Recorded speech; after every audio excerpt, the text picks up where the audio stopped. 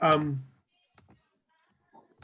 glad we're here together with some new faces. Hope Yontif went well for everyone, and anyone who doesn't want the video on can just turn the video off. I'll tell you a secret. The fact that we don't have to print sheets means I didn't have to cut down text. So it gave us a lot more text than usual. We're not going to read out everything, so don't get scared. But we have the whole piece here. So we're looking at Parshat Shmini, and one of the great dramas that takes place in Parshat Shmini is the story of. Oh, now I'm hearing myself in stereo.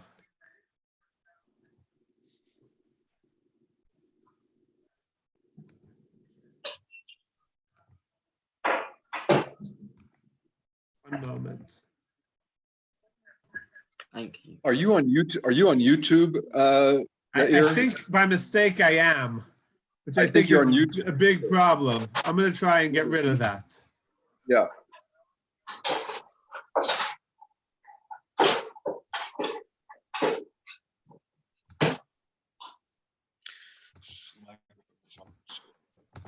All right.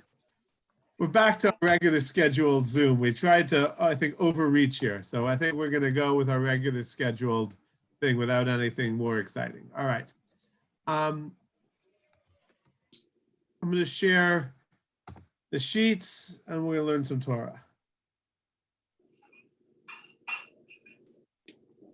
Maybe not.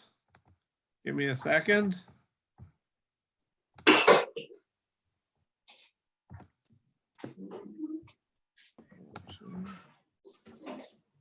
Okay. I apologize. We seem to share screen. Let's do this one more time. Okay. All right. So Parshat Shmini is where we are. We're looking at the story. One of the central stories in Parshat Shmini is the very tragic death of Nadav and Avihu. Excuse me. I think everybody should mute their phones. Okay, everyone mute your phones if you'd like to. Okay. Actually, Rod, you can mute everyone for us, and then they can unmute whenever they want. Exactly. So everyone mute your own phones and feel free to dive in if you have anything you want to share with us. Okay? So let's start this again from the beginning. So today actually happens to be my mother's yortzeit, my mother's 10th yortzeit of blessed memory. And this study is dedicated to Lilu Nishmata in her memory. And one of her great, she had many great skills, but one of her great skills was the ability to be present and do whatever she was doing fully at that moment. It's a skill that I did not succeed in receiving, but it's a skill that I've worked very hard in trying to acquire. And there are moments when I'm present, and there are many moments when I'm not. But I think the moment of being present in my mind has the sense of the Hebrew phrase of lifnei Hashem, in God's presence. When you're in that presence, you're there and you're the most important person in the world. She had I'm obviously biased as a child, but I think others relate as well, that she had the ability to, when she was speaking to you, make you feel like you were the most important person in the world, like you were the entirety of that world. And she's someone I obviously miss dearly. And it's hard to believe 10 years have passed. And in Parshat Shmini, we're going to look at, not actually the first source, we'll look at Perek Yud, which is chapter 10, which deals with the tragic passing of Nadav and Avihu. But I wanted to give us a little bit of context on a phrase that appears in the book of Vayikra. It plays in the book of Vayikra, and I just did a search for it this morning. Lifnei Hashem appears 60 times in the book of Vayikra.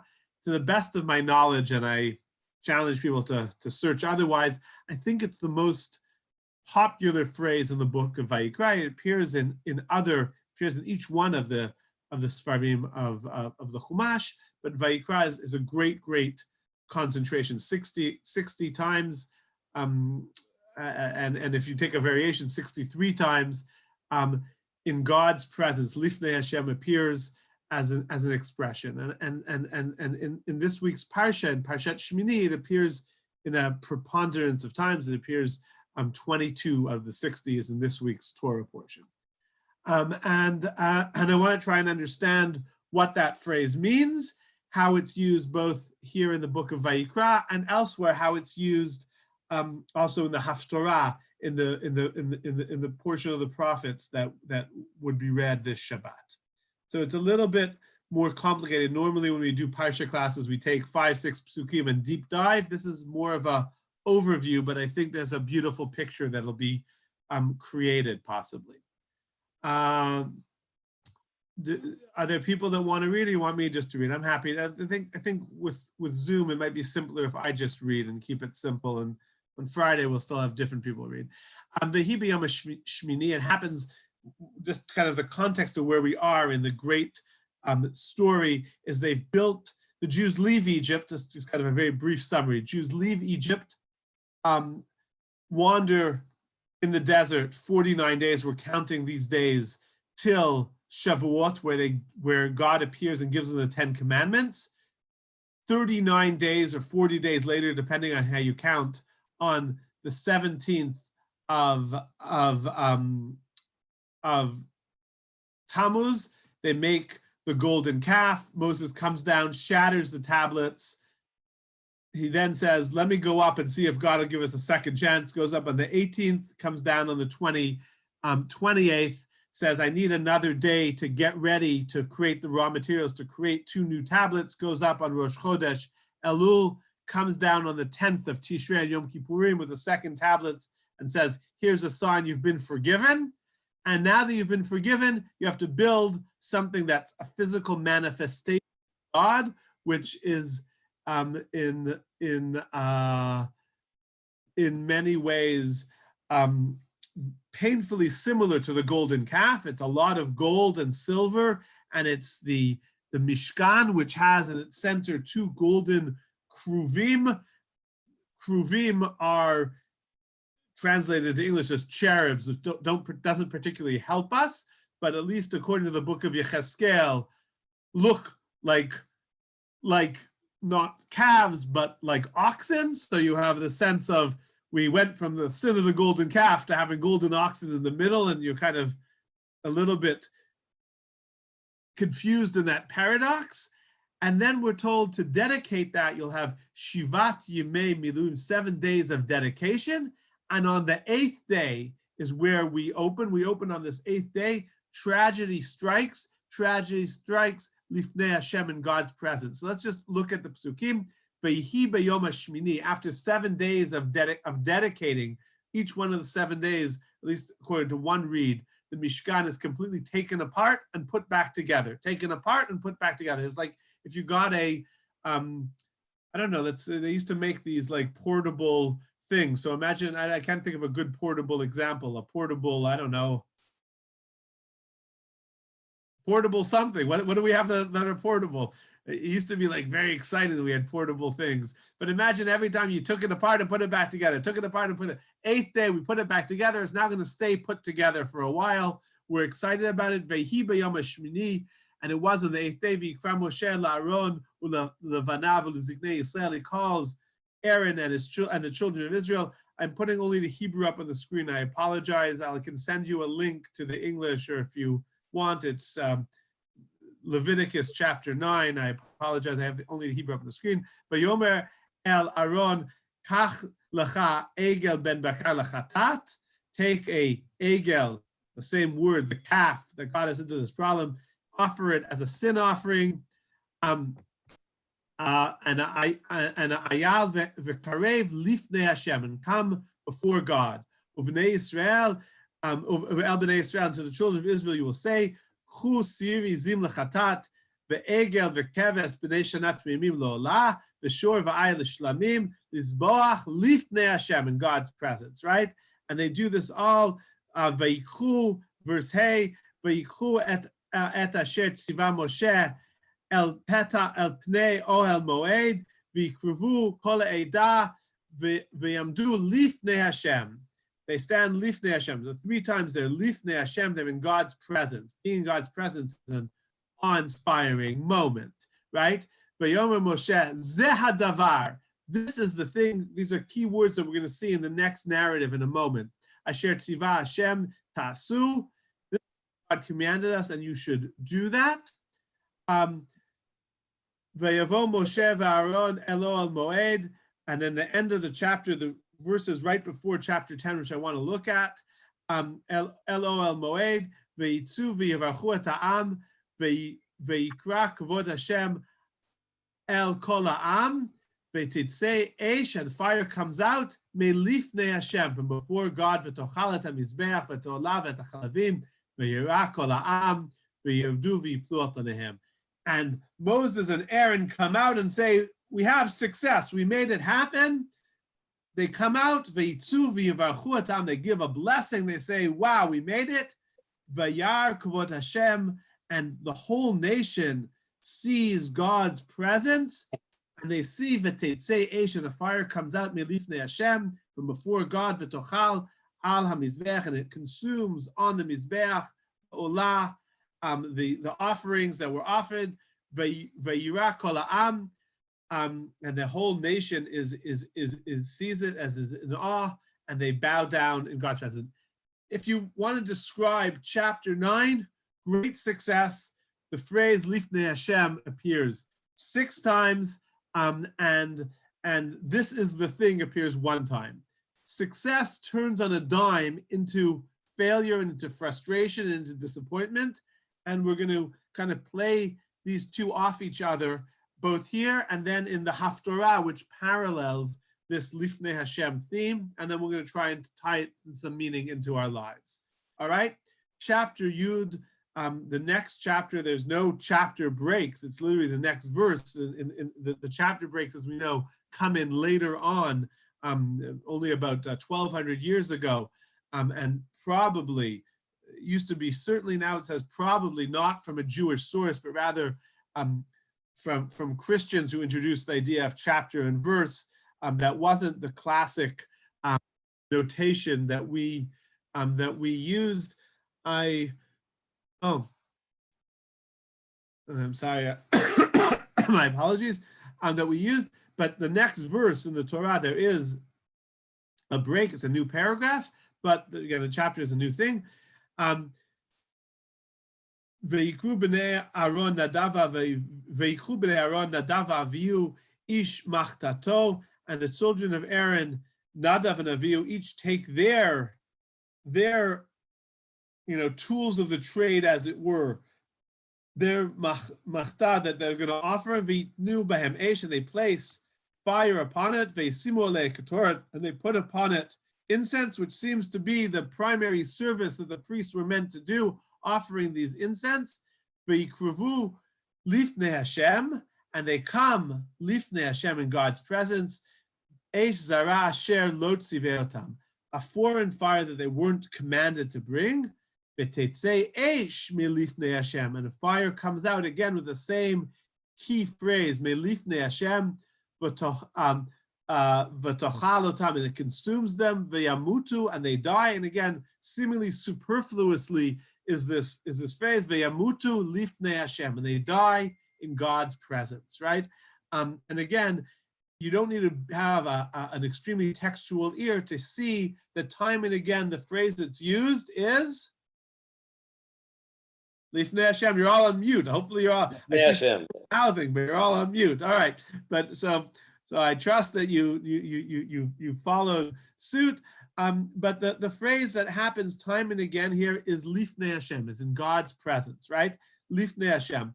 And Lifnei Hashem is no small characteristic in the sense in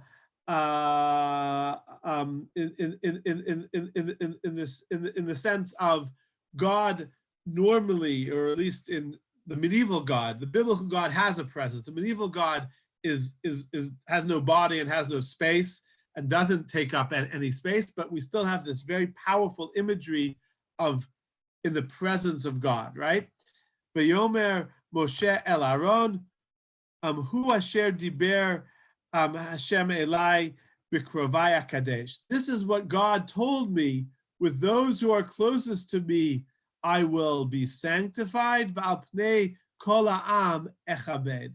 And in the presence of the entire nation, I will be.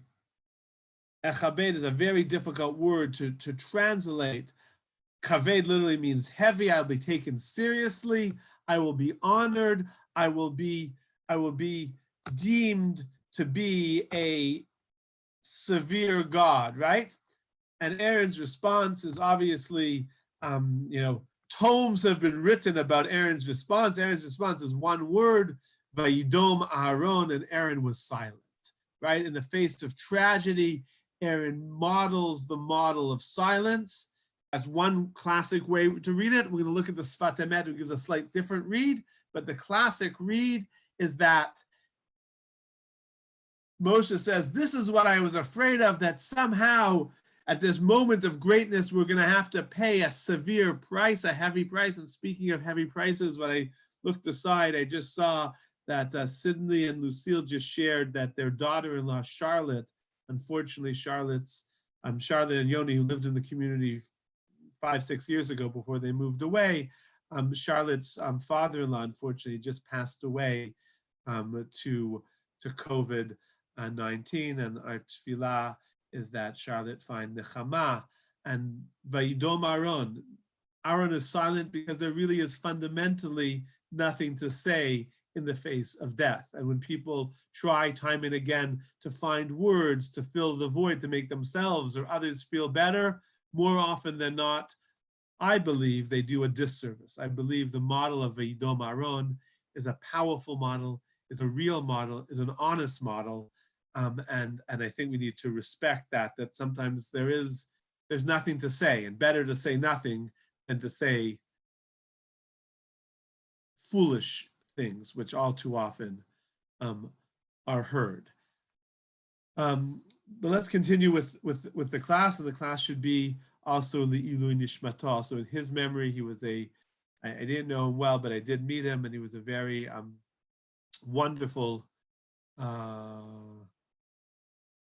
father and grandfather, full of love and kindness, and his memory should be a blessing. And after the class, I'll call Charlotte and Sydney and Lucille.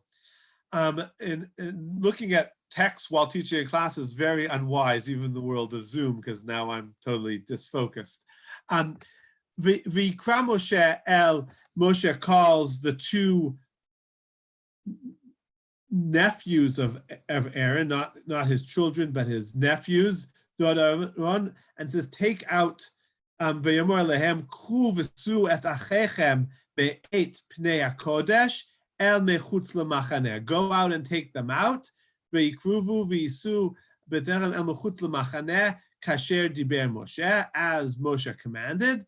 V'yomor Moshe el Aaron ve'Elazar uli Tamar banav.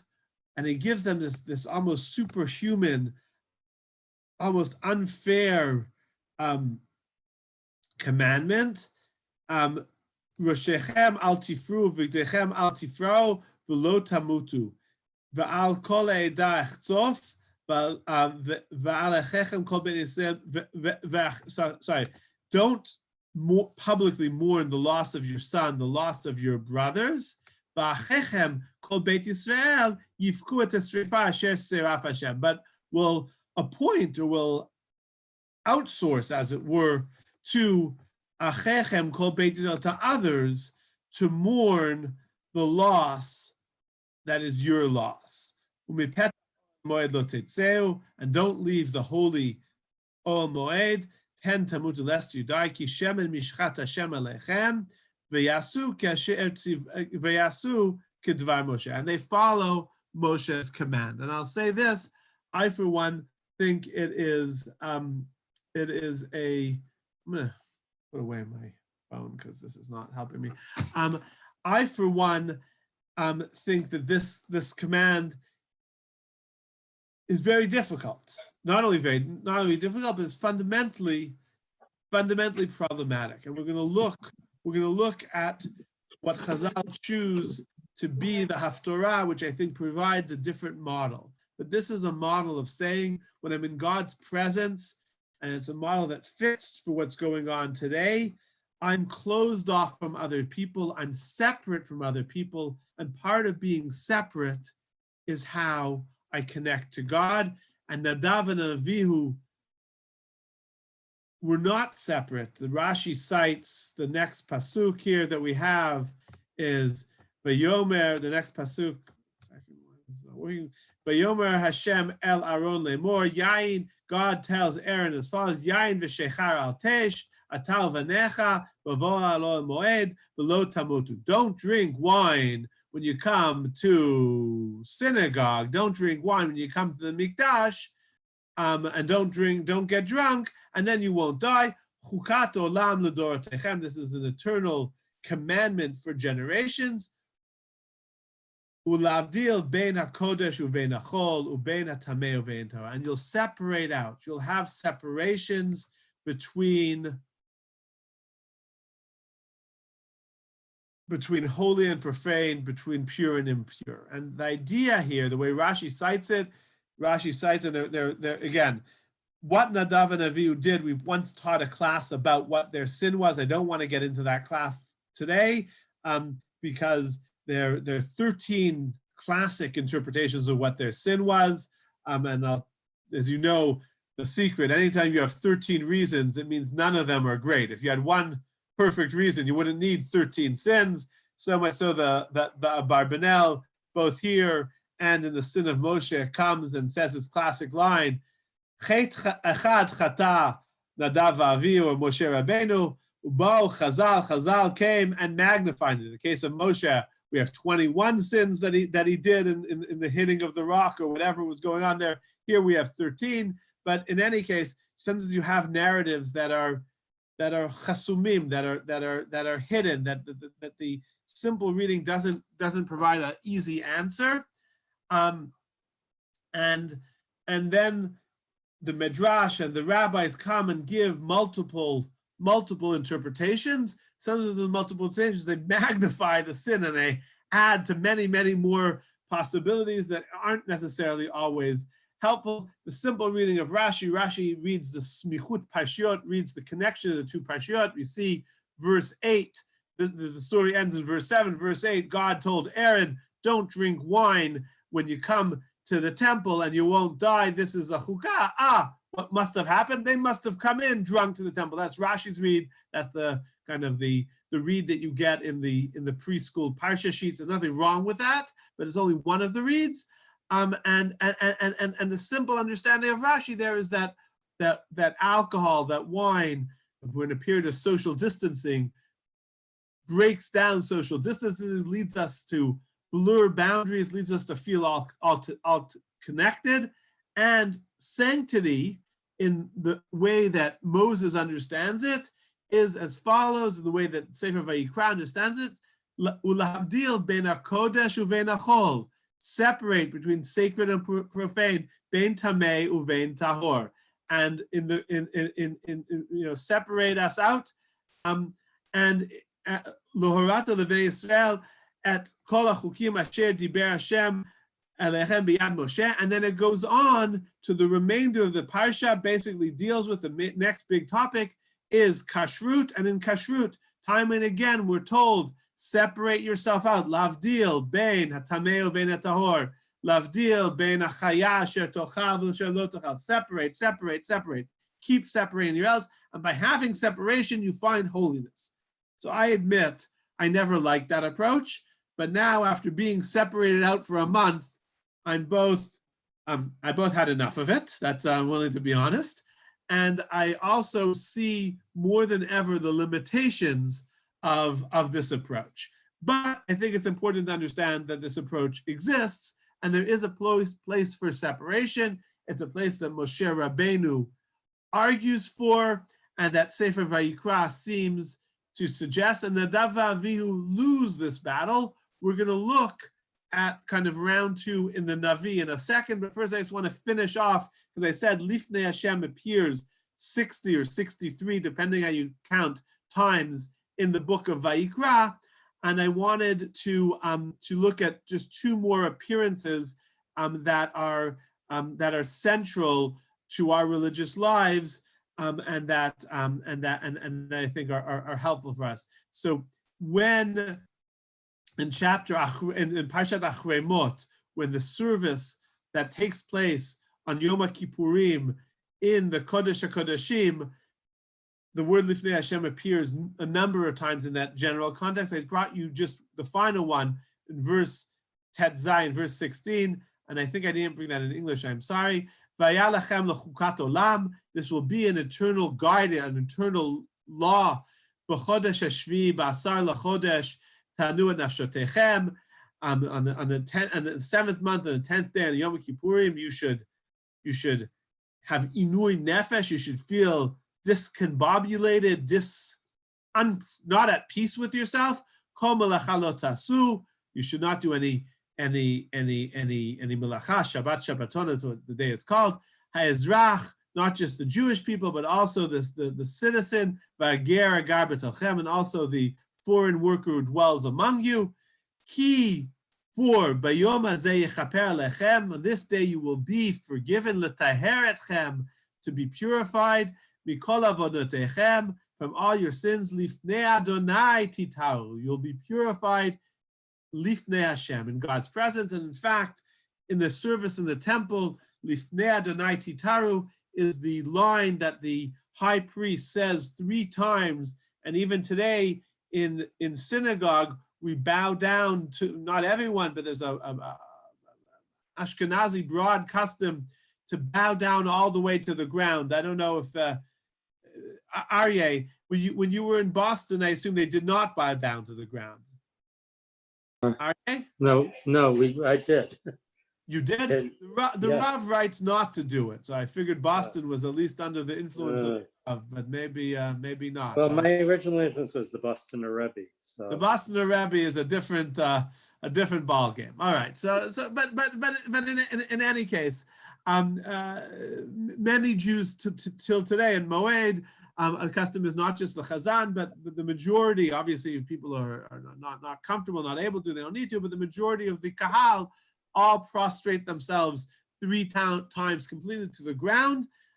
When the Chazan says that the Kohen Gadol would say, Lifnei Hashem, vayukori mishtachavim, v'lo haya magia, they wouldn't get to the word titaru, and everyone was already down on the ground. And we reenact that scene today. And there's a sense of being in God's presence in that moment. The other Lifnei Hashem that perhaps is more challenging, but I think more significant for us to internalize, particularly in days like today. We in Parshat Moadim, in the end of Parshat Emor, chapter 23, Ach b'chamisha, and again in Parshat Moadim, also Lifnei Hashem is describing Yom Kippur as well. I just didn't bring you, again, as I said, it appeared 60 times in Sefer Vayikra, and we only had 60 minutes for the class, so I had even without the limitation of how much text fits on the sheet, I had to limit it somewhat. Ach b'chamisha l'chodesh hashvi'i, on the 15th, however, on the 15th day of the month, 4 days after Yom Kippur, basvechem et tfuat haaretz, when you gather in the Protestant, tachogu chag, tachogu et chag Hashem shivat yamim, you shall celebrate God's holiday, God's chag for 7 days. B'yom rishon Shabbaton, b'yom shmini Shabbaton, and the 1st and the 8th day will be a day of rest. And then here, v'lakachtem lachem b'yom harishon, you'll take on the 1st day pre-Eitz Hadar, a fruit of the beautiful tree. We understand it to be the etrog, v'kapot tmarim, and a branch of the date tree, v'anaf Eitz Avot, and a branch of the myrtle tree, of the hadas, of the thick tree. It's understood to be Eitz Avot, v'arvei nachal, and willows of the nachal. V'samachtem lifnei Hashem Elokechem shivat yamim, and you'll celebrate and you'll be joyous lifnei Hashem, in God's presence. Shivat yamim. So the key word there is lifnei Hashem. So I want to put that aside for a moment, and I want to move us over to the Haftorah that would have been read, and I want to kind of give us the context of the Haftorah and play the two off each other, and then I'm going to hopefully be able to make order out of way more text. As I'm reading it through, I should have maybe cut out some more text, but sometimes you don't have the limit of a double-sided sheet. You just go on, my friend. All right. So in just kind of a little context to where we are in the book of Samuel, Sefer Shmuel Bet. David has become the king. King Saul falls in battle, loses the battle terribly. As he falls, not only is he and his son killed, or they kill themselves, more correctly, so not to be captured alive and tortured. We can discuss that another time. And the Ark of the Covenant is also captured by the Philistines. The Philistines take the Ark, then they're struck with terrible diseases, terrible bowel diseases, not to discuss on the day after Pesach for any of us. And they decide that they can't deal with these bowel diseases. They get a message that if they return it with, it's in the Bible, so I don't know what to tell you, but with golden, they leave the ark out in the field and they add into it a bunch of, and again, I wasn't there, I'm just reporting what's in the Tanakh, golden hemorrhoids. They make the hemorrhoids out of gold and they put it there also as a gift, and they leave it out in the field. And then the ark is in the field for a period of time. There's a variation between 3 months or 3 years, depending on if we're in the book of Samuel or the book of Chronicles, but some period of time. David then says, I'm going to go reclaim the ark. What's God's ark doing in the field? This seems terrible, and as one should. And he gathers with him 30,000 Israelites to go gather in the ark, and they make and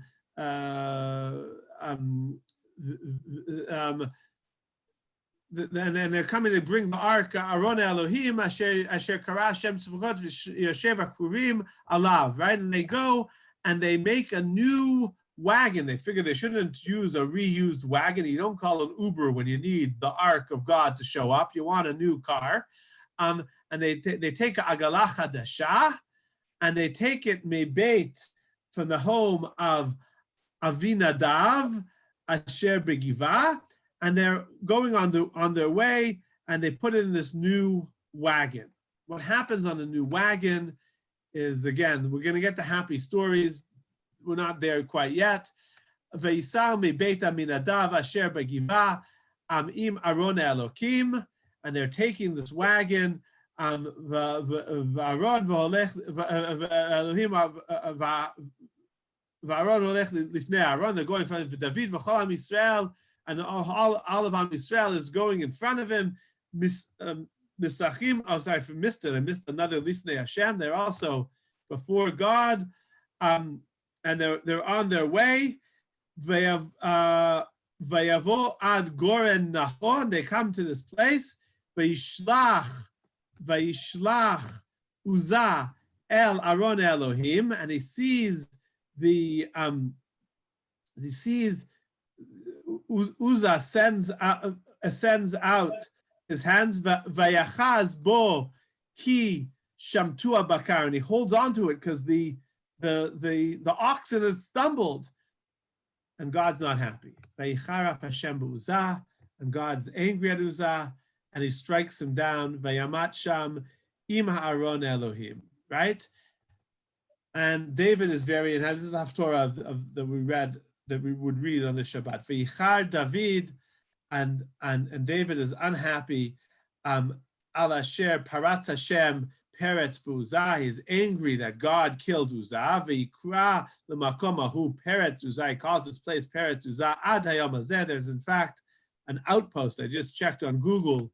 They named it Peretz Uzzah. It probably has no geographical connection, but you have now also in Israel a place called Peretz Uzzah, named after, unfortunately, a man whose name was not Uzzah, but something similar, Uzziah, who was unfortunately killed in an attack.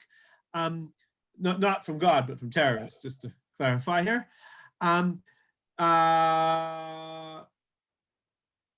Vayar David et Hashem b'yom hahu, vayomer, he says, This is God's ark is killing people. I don't want it. I don't need it. And I'm washing my hands of this situation, right? How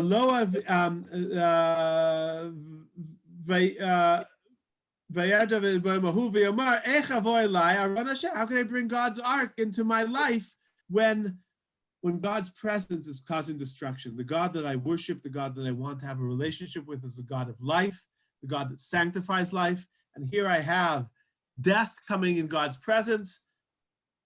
I need to take a step back. V'lo avi David lasir elav aron Hashem el ir David, vayito David beit Oved Edom Hagiti. He says, I'm not bringing this ark of God to Ir David, to the city of David. I'm going to tuck it away in the house of Oved, who was an Edomite Agiti. I wonder how they translate it, but I'll tuck it away in the nearest inn I have, and it'll sit there. Vayeshev Aron Hashem Beit Oved Edom Hagiti Shlosha Chodashim. It stays there for 3 months. V'yivarech Hashem et Oved v'et kol beito. God blesses Oved and his entire house, and he says, "Oh, maybe I need to reconsider this." But again, we don't want. I don't know what we don't want. I don't want to have David come out as an opportunistic guy. When it was causing tsaras, I said no thanks. When it's giving me blessing, I said, "Oh, let me take it back." I mean, that's not necessarily the David Eved Hashem, the David, the servant of God, that we want to think about. But let's see. V'yugad the David, the Melech David, ve'yomar berech Hashem et Beit Oved Edom ve'et kol asher lo ba'avur aron Elohim. It says, listen, King David was told, God blessed the home of Oved Edom and everything it is for the fact that he's housing or quartering or giving refuge to the ark of God, to Aron Elohim. Vayelech David, vayal et Aron Elohim, Beit Oved Edom, Ir David bisimcha. He takes it bisimcha, with joy, and there's a critical word. And it gets worse before it gets better, but it eventually gets better. Vayiki tzadu nosei Aron Hashem shesh tzadim ve'izbach sor v'miri. Every 6 steps they make an offering. V'David mecharcher b'chol uzo lifnei Hashem. Sorry, I missed this lifnei Hashem. I didn't do a search for the stuff in the Navi. I did it only for Sefer Vayikra. And David is dancing with all his strength. Where is he dancing? Lifnei Hashem, in God's presence. The David chagur ephod bad, and David is wearing. What's he wearing? How we translate ephod bad? I wonder how they translate it here. Let's look down. End of verse 14. They translate David is gur in a linen ephod. They chose to punt on the word ephod, right? Because they didn't want to translate it. There's a big debate as to what the ephod bad is. Is he wearing simply, is he topless or not topless? And Chazal kind of try to understand that ephod generally means a tunic that covers your top. One opinion in Chazal, the opinion of Rabbi Yossi, argues that he's not wearing anything on top. Either way, he's not overly dressed, and he's dancing with all his strength. And now we're going to have kind of the bystander look down and give her opinion of the matter. David v'chol Beit Yisrael ma'alim et Aron Hashem b'truah v'chol shofar. David and the whole house of Israel are coming up with truah, with the calling out, with the call of shofar. And you can just, in a period of social distancing, you feel the great joy of a big street gathering. And it's amazing, and it's wonderful, and you feel the excitement. And Od Yishama Barei Yehuda v'chutzot Yerushalayim, Aryeh, you'd be happy that you had your son's wedding when you did, because now it would look very different, right? And no, it's the real thing. I'm sure there are other people. I just see 3 faces on when I have mixed screens. That's the reason I keep going to Aryeh Allen and Shia. But you sense that sense of joy. The David shofar v'haya Aron Hashem ba'ir David, and the Aron Hashem is coming to Ir David, and now kind of you see like the shifts to the princess up in the balcony. Michal bat Shaul. Remember, Michal is the daughter of the previous king, who David is anointed to replace, right? But he marries her initially. He wins her as the bride price for 1,000, 10,000, I don't remember, Philistine foreskins. Shaul says, whoever brings me 1,000 Philistine foreskins can marry my daughter, and David brings 10,000, right? Shaul ba'alafa v'David b'rivotav, right? One of the first songs that are still sung today. Shaul with the thousands, David with the 10,000s. Again, it's a very graphic, phallic image. He wins Michal, the daughter of. Okay, I asked, how did he do that? How did he do that? You have to kill someone to get their foreskin. Don't try to take a living Philistine his foreskin, but rather, once they're dead, foreskin gathering is relatively straightforward. But killing 10,000, what was the goal of that? It's pretty brutal. It's very brutal. We certainly should not try it. It does not comport with the Geneva Accords or any other common sense of civil decency. I also don't necessarily view those numbers as necessarily. I view them as figurative numbers, right? I wasn't there. I don't think when you believe that the entire Bible is true, I don't think you need to sign off on every number and every detail. But he says, if you kill a large number, you kill me 1,000 Philistines, you can marry my daughter. And David does tenfold of whatever that expectation was. We're not on Facebook. We're not anywhere. I can share you a story. When I was in the army, when I was in Lebanon, it wasn't my unit, but we were supporting a Golani unit who caught terrorists and cut off their ears and brought back the ears and paraded around with them. It was terrible. They went to jail for it, and rightfully so. But I think in the heat of battle, both then and now, it's something that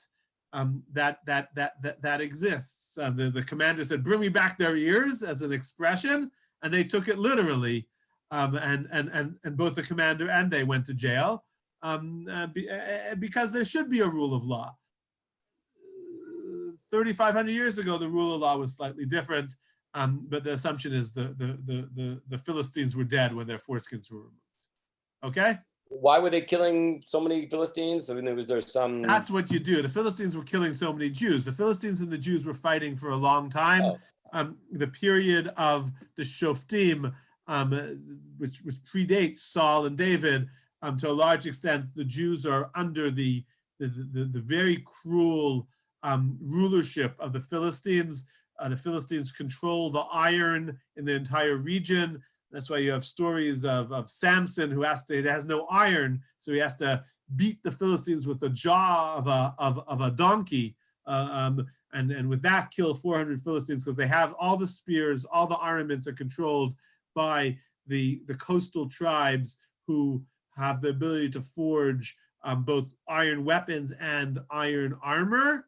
And the Bnei Israel who are on the mountains don't have that ability.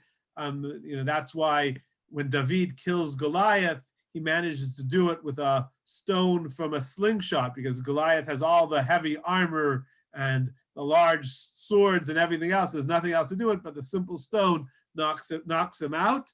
The relation. Why has there been a warring relationship with the Philistine? And just for the record, today's Palestinians have no connection to those Philistines, but there has been a long time difficult geopolitical situations here. Let's go back to our story, because even though we're not going to be kicked out of the library where we are at 12:30, I feel we should try to maintain some sort of schedule in our lives. So anyways, just a little tiny bit more background on Michal, because I think it's important to understand her character. She's one of the great yet tragic figures, certainly female figures of the Bible, somewhat underappreciated. She then is given as a prize and marries David. David then Saul loses his kingdom. The prophet Samuel comes and says, "I'm taking the kingdom away from you because you didn't do in battle against Agag. You didn't follow God's wishes. You had mercy on the cruel," or however you want to understand it. "You've lost the kingdom, and I'm giving it to someone who is more deserving than you." And then he secretly anoints David as the king of Israel while Saul is still alive. Saul then goes on and tries to murder David for the period of, and I don't remember, I believe it's 12 years or it might be 17, some long period of time. Saul is running after David. The vast majority of the book of Samuel is there. It's I think underappreciated. There are not so many haftorot from the book, so it's slightly underappreciated segment of the Bible, but very, very powerful. And the first thing he does is he removes Michal, his daughter, from no longer being the wife of the guy who he thinks is going to take over the kingship, because the aleph-bet, the basics of becoming a king is you marry the king's daughter and then you proclaim yourself king, right? That's like the basic plan. So he didn't want to do that. He gives he gives Michal as a wife to a man called Laish. Michal, in great sense of marital fidelity, shares this is a but says she was faithful to David all these years. The Chazal, the sages say that in Paltiel's bed, she places a sword and says, anyone who crosses over this will be killed. And she remains true to David for all the years that he's fleeing. After the death of Saul and Saul's sons, David and Michal are reunited, and it really should be one of the great love stories. It really should be one of the great love stories. And the next piece we're told is this is what happens. Verse 16, Vayaron Hashem ba'ir David, and the ark of God is coming to the city of David. Michal bat Shaul nishkafat bad achalon, and Michal, the daughter of Shaul, is looking out the window. You can just see her up on the royal balcony, kind of giving a royal wave. B'tireh et hamelech David, and she sees the King David, mifazez u'mraked, dancing and cartwheeling, lifnei Hashem, before God. V'tivaz bo b'liban. She says, feh. She says, this is the way a king behaves. This is what happens. This is how a king should behave. She basically turns her nose up and says, "You're the king of Israel. What are you dancing around?" And she says it explicitly to him. David, David,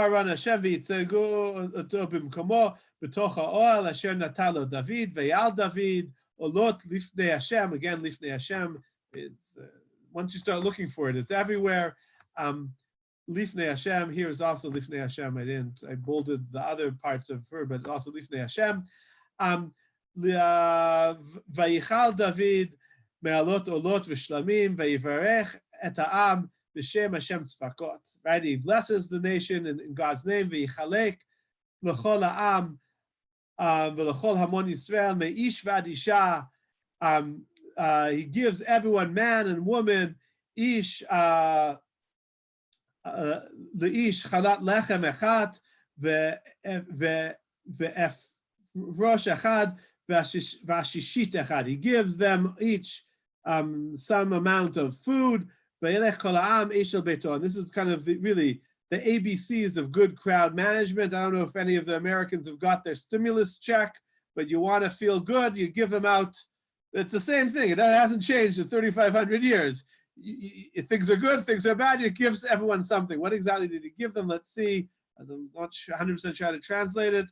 He said he gave every man and everyone one cake of bread, one cake made of a pan and one sweetbread. All right, I'd rather get the U.S. stimulus check if you're blessed to be a U.S. citizen and pay them taxes. And if not, a cake of bread, a cake of a pan, and a sweetbread. So all the people departed to their houses, right? So everyone went home. And he thought he was also going home. Vayeshav David levarech et beito. He gives the blessing also to his home. V'tetzei Michal bat Shaul likrat David. And Michal, the daughter of Shaul, comes towards David. Tamoel, ma nechbad hayom melech Yisrael asher nigla hayom le'nei la'amot avadav kiglot niglot echad harekim. Oh, how honored, how masterful is the king of Israel who exposed himself today like one of the street dancers, like an empty guy, echad harekim, like one of the empty dancers who dances in front of God. Vayomer David leMichal lifnei Hashem. I wasn't dancing like an empty dancer. I was dancing in lifnei Hashem, in God's presence. Asher bachar bi, who chose me, me avichu mikol beito, chose me in lieu or instead of your father and all your siblings in his entire house. Litzot oti neged, to place me as a negid, as a commander, al am Hashem, al Yisrael. And I rejoiced again, the key phrase of lifnei Hashem. I rejoiced in God's presence. I don't know how I've taught this in the past, but the word lifnei Hashem was never what I was looking for. Once you start looking for it, it's literally everywhere. I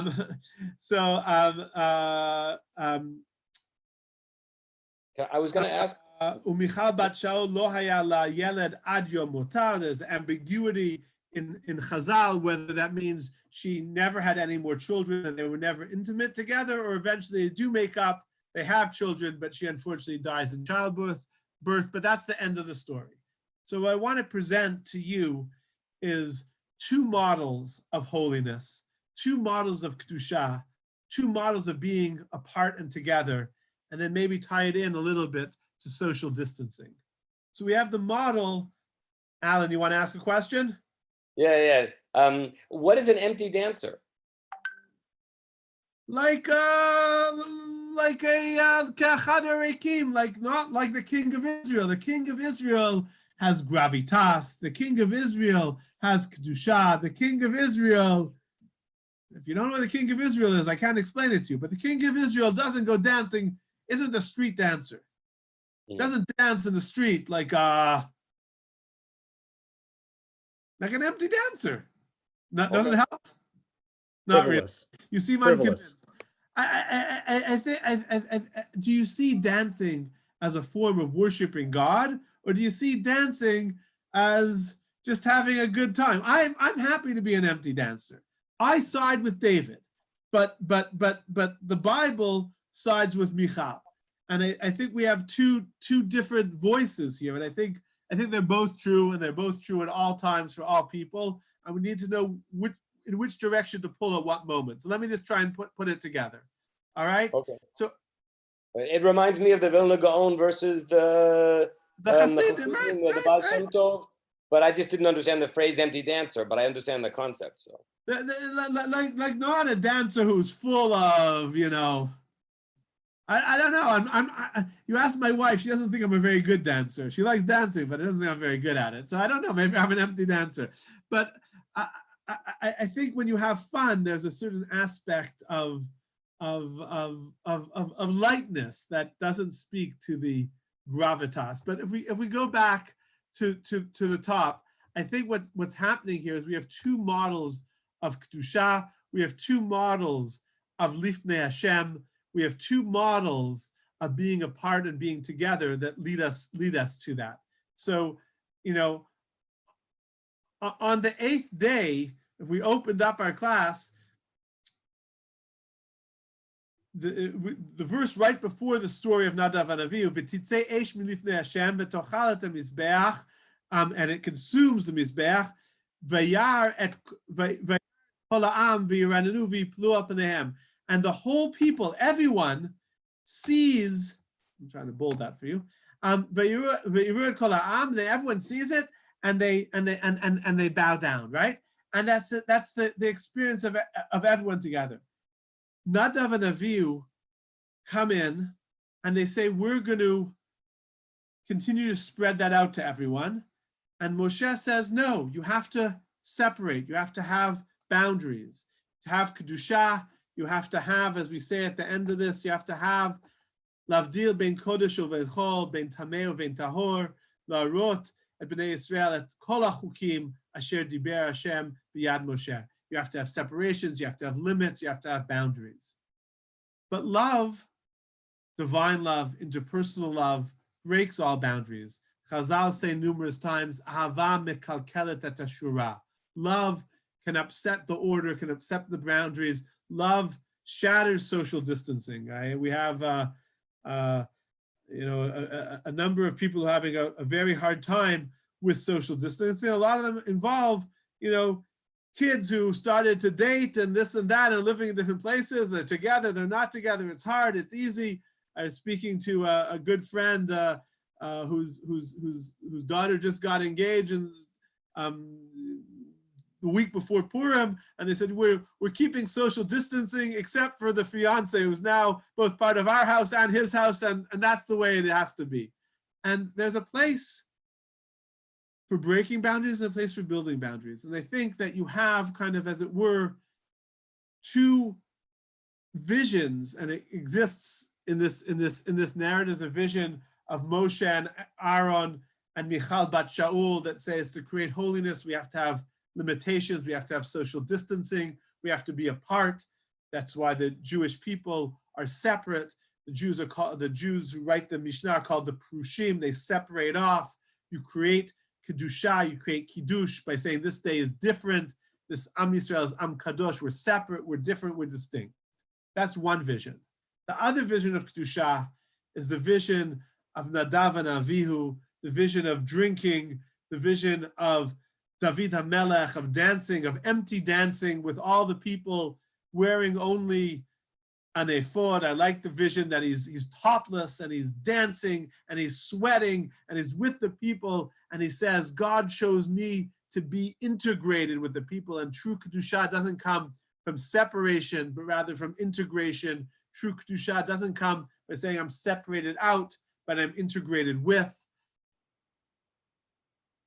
And the wisdom is not to be either or. Back on the aspect of integrated with, all of us have not been davening in Minyanim. I very much hope have not been davening in Minyanim for this last month. And one of the things we can't say, or we don't say dvarim shebikdusha, things that are considered holy, because no matter how holy we are in my own personal garden, unless I have 10 others joining with me, I'm not able to have that aspect of Kedusha, and Kaddish and Kedusha and Baruch Hu are all things of Kedusha. They need a call and response. I can't say Kedusha on my own. I can't say Kadosh, Kadosh. I can say it as a pasuk, but I can't say it as Kwa Kedusha in the repetition of Shemona Esrei.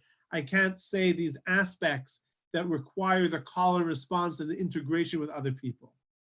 And it exists, we could draw this out throughout Jewish history, throughout Jewish thinkers. And most recently, in the most recent generation, I think we spoke about this in the past when I did Rav Kook in the Rav Kook class, but Rav Kook sees Kedusha in being integrated with the Jewish people, and Rav Soloveitchik sees Kedusha in being separate. Rav Soloveitchik renders Kadosh, Kadosh, Kadosh as Nivdal, Nivdal, Nivdal, separate, separate, separate. I create Kedusha by being most removed, and in these days I should be having an overflow of Kedusha. So I'm willing to say, I maybe was never a fan, but after all this time, I'm looking more for the integration. I'm looking more for the form of connections. When I see the smiling faces, I feel much more Kedusha because I feel the connection.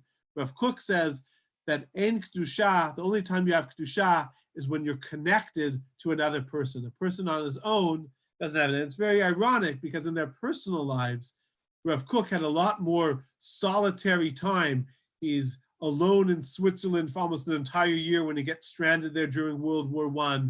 When he's in England, he's very much alone. He's a rabbi of a shul, but he's very much alone. He's wandering off by himself. Rav Soloveitchik, who writes The Lonely Man of Faith, says, I'm lonely, but I'm never alone, because he's surrounded by thousands and thousands of students. His Yortzeit was just this past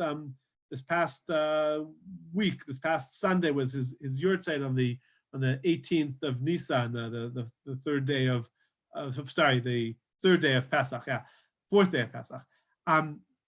Third day of Pesach.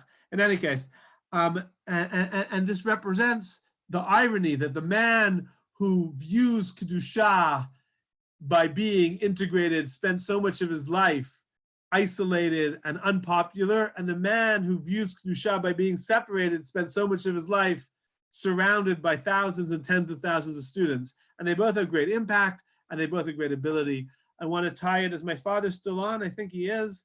So you can see everyone else. Rabbi, could I just interrupt for 1 second? By all means, absolutely. Yeah, just Yes, I keep yeah, waiting here for I'm you here. Okay, great. I keep, Yes, I Shia. keep waiting for you to talk about Lifnei Hashem. I'm sorry. I apologize. Yes, clearly. So Lifnei Hashem, you're correct. Lifnei Hashem is the sense of, where do I encounter God's presence? When am I Lifnei Hashem? Where do I find that moment of encountering God? And I think, as someone who, before this month, if you asked me, where do you daven better? I davened almost every morning Shachrit in synagogue. But if I really wanted to pray, if someone was really on my heart, I would pray alone. I'd be out in nature. I'd be in my own room. I'd be in the separation. After this month, I so desperately want to be connected. I can't even understand that. And I think Lifnei Hashem has that dual nature. As, where do you find God? You find God, you find Kedusha through the separation or through that integration. And that's the same thing with the Lifnei Hashem of Yom Kippur, of Lifnei Hashem Titaru, which Yom Kippur is the day of ultimate separation. You're almost alienated or separated from yourself on that day. You separate from the physical eating and drinking and all your physical experiences, and you're kind of purified in that sense. And in the same time, the Samachta Lifnei Hashem Shivat Yamim, you celebrate in the Sukkah, which has no walls or has no roof, and which is integrated with the greater society around you. And it's that dual nature that runs back and forth. It's that paradox of finding God's presence and in the face of the other, and finding yourself reflected back at you. And I think that's the way I understand it, at least. Where'd Shia go? Shia disappeared. I don't know. All right, that's the way I understand Lifnei Hashem. I want to tie it into my mom of blessed memory, Zichronah Litzvah, in the sense of, oh, Shia, you're back with me. I saw you disappeared. Shia, did that answer it a bit? I'm not hearing you. You're on mute, Shia. I don't hear. I think that I get it. I get your point. Okay. So, okay. It doesn't answer everything. It's listen. Any good class, my classes hopefully leave you with more questions than answers. That's always my blessing. If I answer all the questions, it means I wasn't honest, because that means I didn't show you all the problems. Okay. Thank you. But I do think that Lifnei Hashem is the sense of do you find God by being removed and having that quiet solitude, the kol d'mamad daka? It ties back into Elijah. Elijah is always surrounded by people, finally finds God away alone in the desert. And in the same time, his main work is with all these thousands and thousands of people. And it's a complicated paradox, but the basic idea is that you need each of us, unless we live our lives as one extreme, but most of us need to integrate both. Most of us need to both be David and Michal at the same time. Most of us need to be both Nadav and Avihu and Moshe Rabbeinu. We need to be able to integrate the values and the halachot of lavdil ben kodesh ochol, to separate out, to recognize boundaries, to celebrate boundaries, to maintain our social distancing, even as difficult. And at the same time, to break boundaries, to integrate, to care, to reach out, to forge connections, and through that to find God's presence in our lives.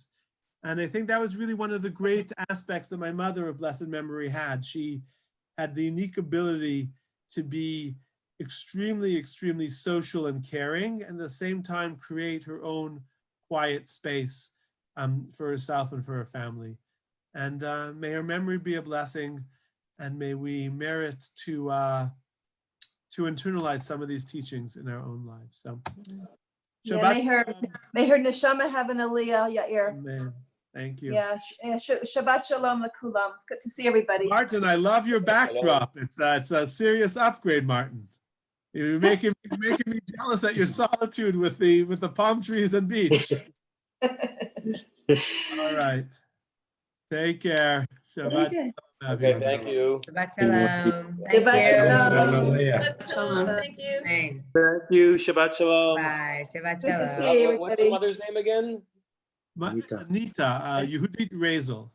Yehudit Rezel bat Eliezer ve'Esther. Okay, Lilun Nishmata. Shabbat shalom.